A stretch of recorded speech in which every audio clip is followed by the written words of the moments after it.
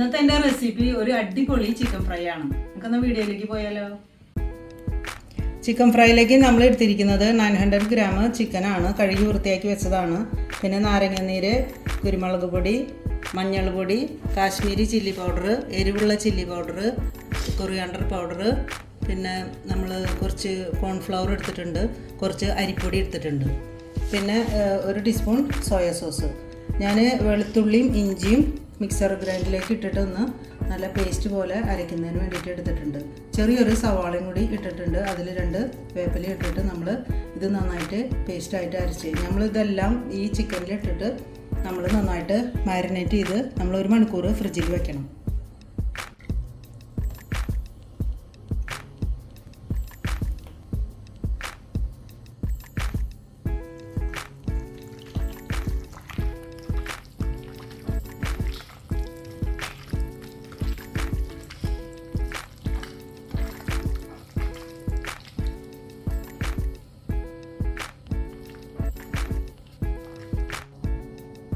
നമ്മൾ അവസാനമാണ് അരിപ്പൊടി 1 ടീസ്പൂൺ ഇട്ടിട്ട് പിന്നെ അതിലേക്ക് 1 ടീസ്പൂൺ ഉപ്പ് കൂടി ചേർത്തിട്ട് നന്നായിട്ട് ഇളക്കി യോജിപ്പിക്കണം.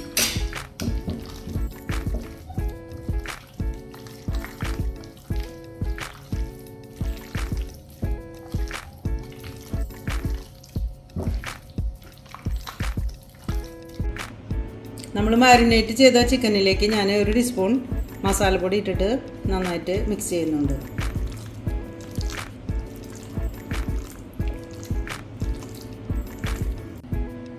അപ്പോൾ നമ്മൾ 1 മണിക്കൂർ നേരം മാരിനേറ്റ് ചെയ്ത ചിക്കൻ നമ്മൾ നല്ല ചൂടായ എണ്ണയിലേക്ക് വറുത്ത് കോരാൻ പോവാണ്. അപ്പോൾ നമ്മൾ ആദ്യം പാൻ നന്നായിട്ട് നല്ല ഹൈ ഫ്ലെയിമിലായിരിക്കണം എണ്ണ ചൂടാക്കേണ്ടത്. അപ്പോൾ നമ്മളതിലേക്ക് ഓരോ പീസ് എടുത്തിട്ട് നമുക്ക് ഇട്ട് കൊടുക്കാം.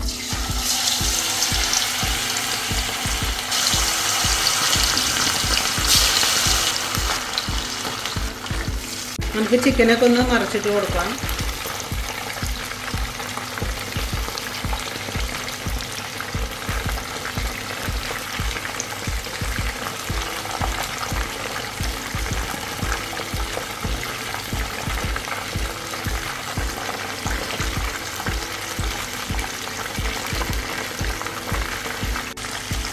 നമ്മൾ ചിക്കനെല്ലാം നന്നായിട്ട് മൊരിഞ്ഞ് വന്നിട്ടുണ്ട്. ഇനി നമുക്കത് കോരി മാറ്റാം.